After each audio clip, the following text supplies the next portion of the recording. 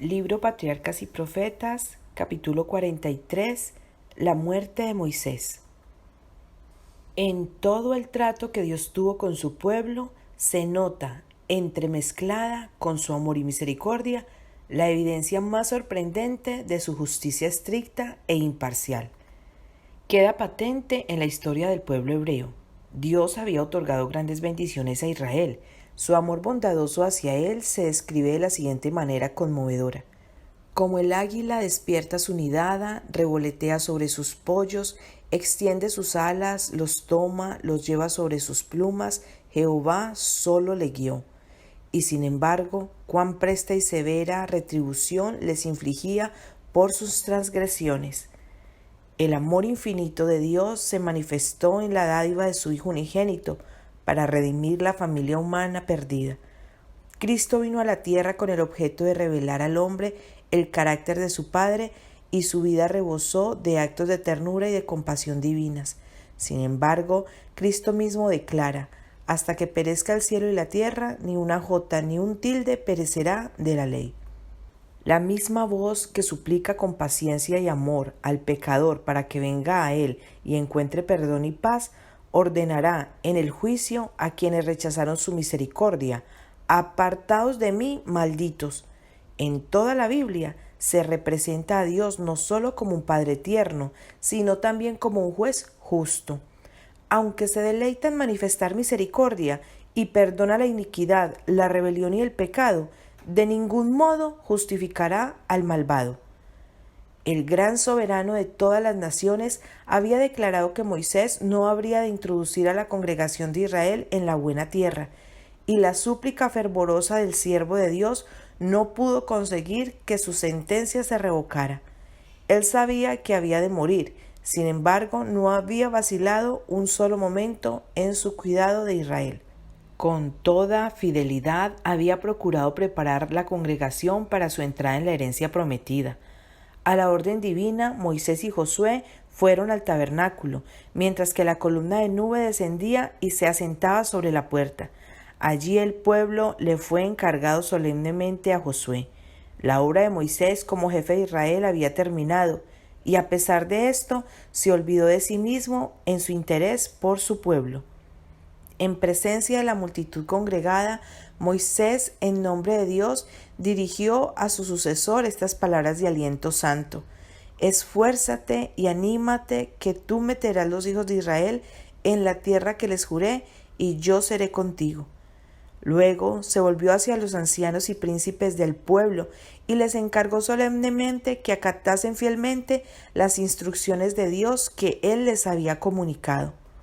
Mientras el pueblo miraba a aquel anciano que tan pronto le sería quitado, recordó con nuevo y profundo aprecio su ternura paternal, sus sabios consejos y sus labores incansables. Cuán a menudo, cuando sus pecados habían merecido los justos castigos de Dios, las oraciones de Moisés habían prevalecido para salvarlos. La tristeza que sentían era intensificada por el remordimiento. Recordaban con amargura que su propia iniquidad había inducido a Moisés al pecado por el cual tenía que morir. La remoción de su amado jefe iba a ser para Israel un castigo mucho más severo que cualquier otro que pudiera haber recibido sobreviviendo él y continuado su misión. Dios quería hacerles sentir que no debían hacer la vida de su futuro jefe tan difícil como se la habían hecho a Moisés. Dios habla a su pueblo mediante las bendiciones que le otorga, y cuando éstas no son apreciadas, le habla suprimiendo las bendiciones para inducirlo a ver sus pecados y a volverse hacia él de todo corazón. Aquel mismo día Moisés recibió la siguiente orden: sube al monte Nebo y mira la tierra de Canaán que yo doy por heredad a los hijos de Israel, y muere en el monte al cual subes, y sé reunido a tus pueblos. A menudo había abandonado Moisés el campamento en acatamiento de las órdenes divinas, con el objeto de tener comunión con Dios, pero ahora había de partir en una nueva y misteriosa misión. Tenía que salir y entregar su vida en las manos de su Creador. Moisés sabía que había de morir solo. A ningún amigo terrenal se le permitiría asistirle en sus últimas horas. La escena que le esperaba tenía un carácter misterioso y pavoroso que le oprimía el corazón. La prueba más severa consistió en separarse del pueblo que estaba bajo su cuidado y al cual amaba, el pueblo con el cual había identificado todo su interés durante tanto tiempo. Pero había aprendido a confiar en Dios y con fe incondicional se encomendó a sí mismo y a su pueblo al amor y la misericordia de Dios. Por última vez, Moisés se presentó en la asamblea de su pueblo. Nuevamente el Espíritu de Dios se posó sobre él y en el lenguaje más sublime y conmovedor pronunció una bienaventuranza sobre cada una de las tribus, concluyendo con una bendición general. Ninguno hay como el Dios de Jesurún, el que viene cabalgando sobre los cielos en tu auxilio y en su majestad sobre las nubes. Tu refugio es el Dios de los siglos, y por debajo tiene los brazos sempiternos, y él mismo echa delante de ti al enemigo y dice, destruye. Mas Israel habita confiado, la fuente de Jacob habitará sola, en una tierra de trigo y de vino. Tus cielos también destilarán el rocío. Dichoso eres, oh Israel, ¿quién como tú, oh pueblo salvado en Jehová, el escudo de tu auxilio? Moisés se apartó de la congregación y se encaminó silencioso y solitario hacia la ladera del monte para subir al monte de Nebo, a la cumbre de Pisga. De pie en aquella cumbre solitaria, contempló con ojos claros y penetrantes el panorama que se extendía ante él. Allá a lo lejos, al occidente, se extendían las aguas azules del Mar Grande. Al norte, el monte Hermón se destacaba contra el cielo.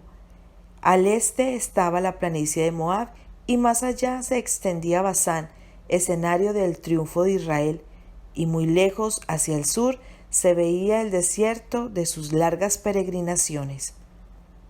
En completa soledad, Moisés repasó las vicisitudes y penurias de su vida desde que se apartó de los honores cortesanos y de su posible reinado en Egipto para echar su suerte con el pueblo escogido de Dios. Evocó aquellos largos años que pasó en el desierto cuidando los rebaños de Jetro, la aparición del ángel en la zarza ardiente y la invitación que se le diera de librar a Israel. Volvió a presenciar por el recuerdo los grandes milagros que el poder de Dios realizó en favor del pueblo escogido y la misericordia longánime que manifestó el Señor durante los años de peregrinaje y rebelión. A pesar de todo lo que Dios había hecho en favor del pueblo, a pesar de sus propias oraciones y labores, solamente 2 de todos los adultos que componían el vasto ejército que salió de Egipto fueron hallados bastante fieles para entrar en la tierra prometida. Mientras Moisés examinaba el resultado de sus arduas labores, casi le pareció haber vivido en vano su vida de pruebas y sacrificios. No se arrepentía, sin embargo, de haber llevado tal carga. Sabía que Dios mismo le había asignado su misión y su obra.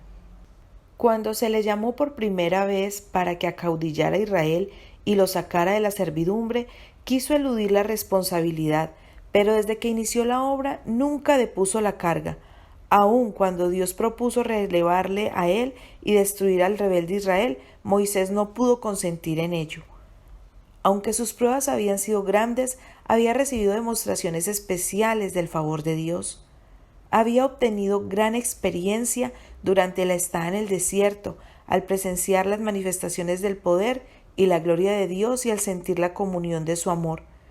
Comprendía que había decidido con prudencia al preferir sufrir aflicciones con el pueblo de Dios más bien que gozar de los placeres del pecado durante algún tiempo. Mientras repasaba lo que había experimentado como jefe del pueblo de Dios, veía que un solo acto malo manchaba su hoja de servicios. Sentía que si tan solo se pudiera borrar esa transgresión, ya no rehuiría la muerte. Se le aseguró que todo lo que Dios pedía era arrepentimiento y fe en el sacrificio prometido, y nuevamente Moisés confesó su pecado e imploró perdón en el nombre de Jesús. Se le presentó luego una visión panorámica de la tierra de promisión. Cada parte del país quedó desplegada ante sus ojos, no en realce débil e incierto en la vaga lejanía, sino en lineamientos claros y bellos que se destacaban ante sus ojos encantados. En esta escena se le presentó esa tierra, no con el aspecto que tenía entonces, sino como había de llegar a ser bajo la bendición de Dios cuando estuviese en posesión de Israel. Le pareció estar contemplando un segundo Edén.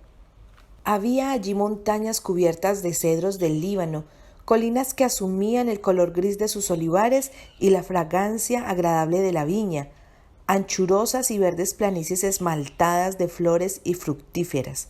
Aquí se veían las palmeras de los trópicos, allá los frondosos campos de trigo y cebada, valles asoleados en los que se oía la música del murmullo armonioso de los arroyos y los dulces trinos de las aves.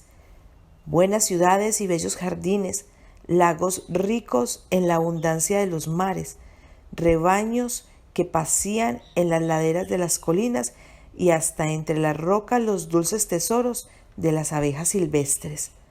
Era ciertamente una tierra semejante a la que Moisés, inspirado por el Espíritu de Dios, le había descrito a Israel. Bendita de Jehová su tierra por los regalos de los cielos, por el rocío y por el abismo que abajo yace, y por los regalados frutos del sol, y por la cumbre de los montes antiguos, y por los regalos de la tierra y su plenitud. Moisés vio al pueblo escogido establecido en Canaán, cada tribu en posesión de su propia heredad. Alcanzó a divisar su historia después que se establecieran en la tierra prometida. La larga y triste historia de su apostasía y castigo se extendió ante él. Vio a esas tribus dispersadas entre los paganos a causa de sus pecados y a Israel privado de la gloria con su bella ciudad en ruinas y su pueblo cautivo en tierras extrañas. Los vio restablecidos en la tierra de sus mayores y por último dominados por Roma. Se le permitió mirar a través de los tiempos futuros y contemplar el primer advenimiento de nuestro Salvador. Vio al niño Jesús en Belén, oyó las voces de la hueste angélica prorrumpir en alborozada canción de alabanza a Dios y de paz en la tierra. Divisó en el firmamento la estrella que guiaba a los magos del oriente hacia Jesús, y un torrente de luz inundó su mente cuando recordó aquellas palabras proféticas.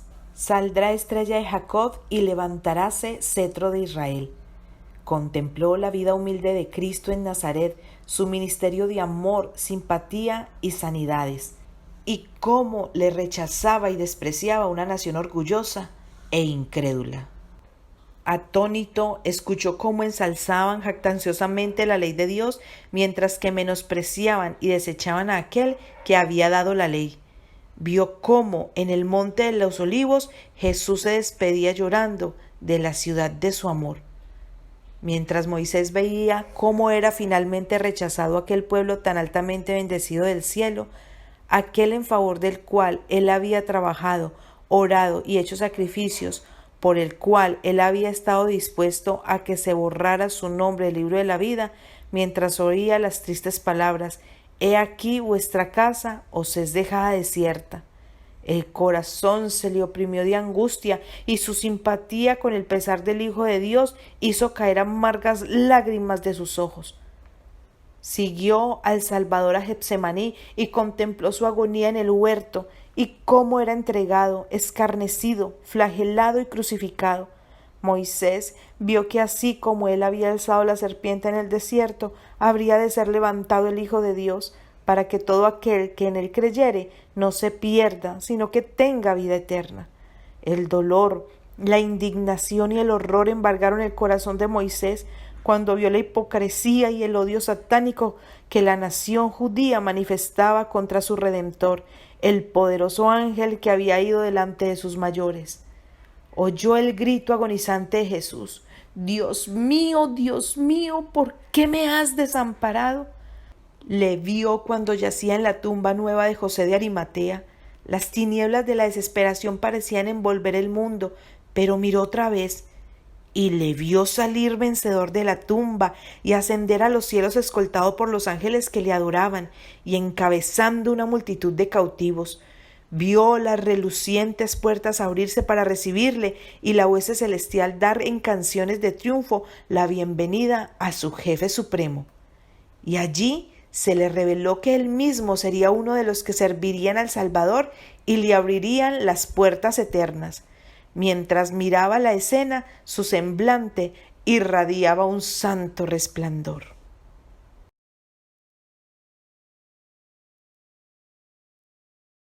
Cuán insignificantes le parecían las pruebas y los sacrificios de su vida cuando los comparaba con los del Hijo de Dios. Cuán ligeros en contraste con él, sobremanera alto y eterno peso de gloria. Se regocijó porque se le había permitido participar, aunque fuera en pequeño grado, de los sufrimientos de Cristo. Vio Moisés cómo los discípulos de Jesús salían a predicar el Evangelio a todo el mundo.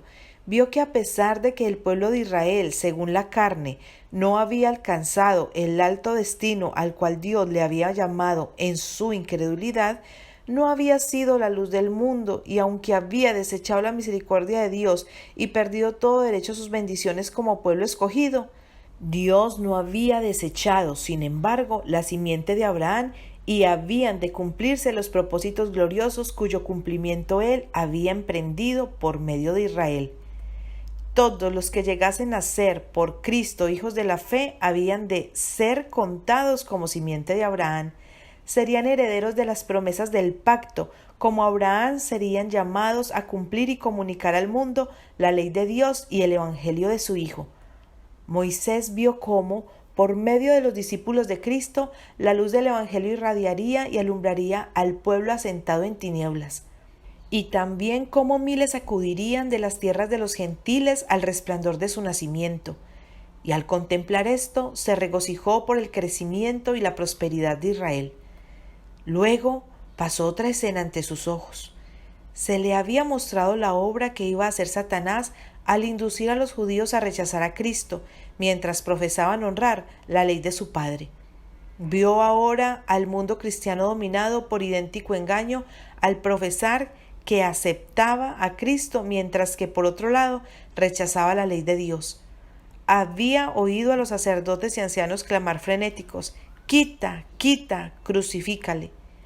Oyó luego a los maestros que profesaban el cristianismo gritar: «¡Afuera con la ley!». Vio cómo el sábado era pisoteado y se establecía en su lugar una institución espuria.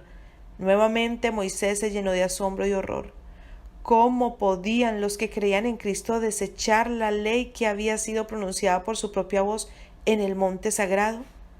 ¿Cómo podía cualquiera que temiera a Dios hacer a un lado la ley que es el fundamento de su gobierno en el cielo y en la tierra? Con gozo vio Moisés que la ley de Dios seguía siendo honrada y exaltada por un pequeño grupo de fieles. Vio la última gran lucha de las potencias terrenales para destruir a los que guardaban la ley de Dios.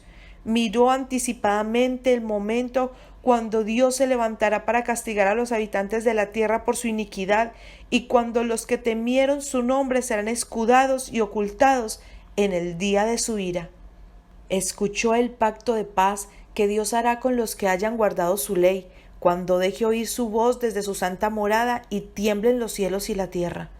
Vio la segunda venida de Cristo en gloria, a los muertos resucitar para recibir la vida eterna, y a los santos vivos trasladados sin ver la muerte para ascender juntos con cantos de alabanza y alegría a la ciudad eterna de Dios. Otra escena aún se abre ante sus ojos. La tierra libertada de la maldición, más hermosa que la tierra de promisión cuya belleza fuese desplegada en su vista tan breves momentos antes. Ya no hay pecado, y la muerte no puede entrar en ella. Allí las naciones de los salvos y bienaventurados hallan una patria eterna. Con alborozo indecible, Moisés mira la escena, el cumplimiento de una liberación aún más gloriosa que cuanto hayan imaginado sus esperanzas más halagüeñas. Habiendo terminado para siempre su peregrinación, el Israel de Dios entró por fin en la buena tierra. Otra vez se desvaneció la visión, y los ojos de Moisés se posaron sobre la tierra de Canaán, tal como se extendía en lontananza. Luego, como un guerrero cansado, se acostó para reposar, y murió allí Moisés, el siervo de Jehová, en la tierra de Moab, conforme al dicho de Jehová, y enterróle en el valle, en tierra de Moab, enfrente de Bet-peor, y ninguno sabe su sepulcro hasta hoy. Muchos de los que no habían querido obedecer los consejos de Moisés mientras él estaba con ellos, hubieran estado en peligro de cometer idolatría con respecto a su cuerpo muerto si hubieran sabido dónde estaba sepultado. Por este motivo quedó ese sitio oculto para los hombres, pero los ángeles de Dios enterraron el cuerpo de su siervo fiel y vigilaron la tumba solitaria.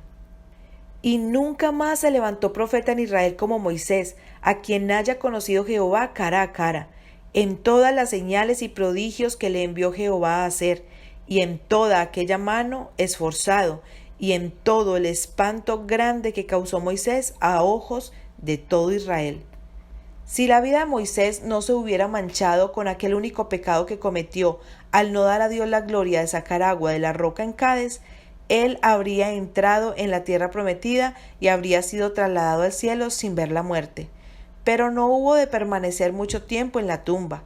Cristo mismo, acompañado de los ángeles que enterraron a Moisés, descendió del cielo para llamar al santo que dormía. Satanás se había regocijado por el éxito que obtuviera al inducir a Moisés a pecar contra Dios y a caer así bajo el dominio de la muerte. El gran adversario sostenía que la sentencia divina, polvo eres y al polvo serás tornado, le daba posesión de los muertos. Nunca había sido quebrantado el poder de la tumba, y él reclamaba a todos los que estaban en ella como cautivos suyos, que nunca habían de ser libertados de su lóbrega prisión. Por primera vez Cristo iba a dar vida a uno de los muertos. Cuando el príncipe de la vida y los ángeles resplandecientes se aproximaron a la tumba, Satanás temió perder su hegemonía. Con sus ángeles malos se aprestó a disputar la invasión del territorio que llamaba suyo. Se jactó de que el siervo de Dios había llegado a ser su prisionero. Declaró que ni siquiera Moisés había podido guardar la ley de Dios, que se había atribuido la gloria que pertenecía a Jehová. Decir que había cometido el mismo pecado que hiciera desterrar a Satanás del cielo, y por su transgresión había caído bajo el dominio de Satanás. El gran traidor reiteró los cargos originales que había lanzado contra el gobierno divino y repitió sus quejas de que Dios había sido injusto con él. Cristo no se rebajó a entrar en controversia con Satanás. Podría haber presentado contra él la obra cruel que sus engaños habían realizado en el cielo al ocasionar la ruina de un gran número de sus habitantes. Podría haber señalado las mentiras que había dicho en el Edén y que habían hecho pecar a Adán e introducido la muerte en el género humano.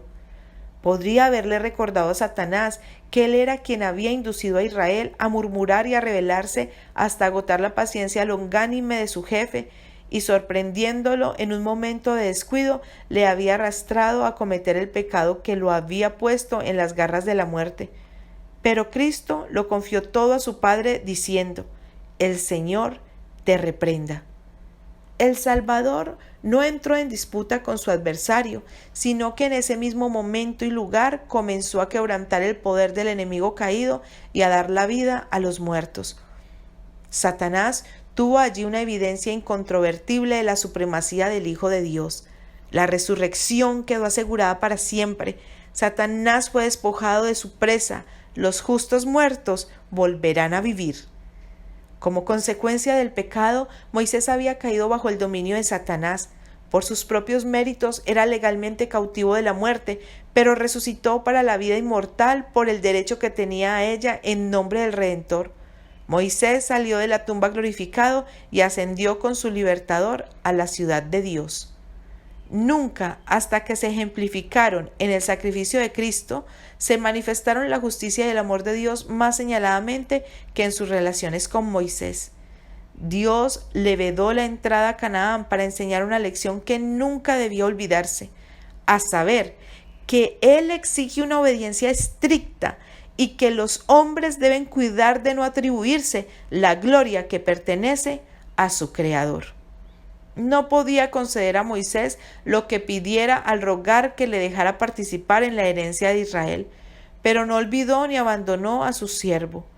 El Dios del cielo comprendía los sufrimientos que Moisés había soportado, había observado todos los actos de su fiel servicio a través de los largos años de conflicto y prueba. En la cumbre de Pisga, Dios llamó a Moisés a una herencia infinitamente más gloriosa que la Canaán terrenal. En el monte de la transfiguración, Moisés estuvo presente con Elías, quien había sido trasladado. Fueron enviados como portadores de la luz y de la gloria del Padre para su Hijo, y así se cumplió por fin la oración que elevara Moisés tantos siglos antes.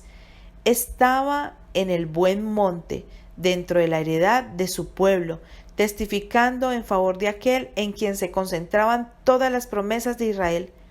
Tal es la última escena revelada al ojo mortal con referencia a la historia de aquel hombre tan altamente honrado por el cielo. Moisés fue un tipo o figura de Cristo. Él mismo había declarado a Israel: profeta en medio de ti y de tus hermanos como yo te levantará Jehová tu Dios, a él oiréis. Dios tuvo a bien disciplinar a Moisés en la escuela de la aflicción y la pobreza, antes de que estuviera preparado para conducir las huestes de Israel hacia la Canaán terrenal. El Israel de Dios, que viajaba hacia la Canaán celestial, tiene un capitán que no necesitó enseñanzas humanas que le prepararan para su misión de conductor divino.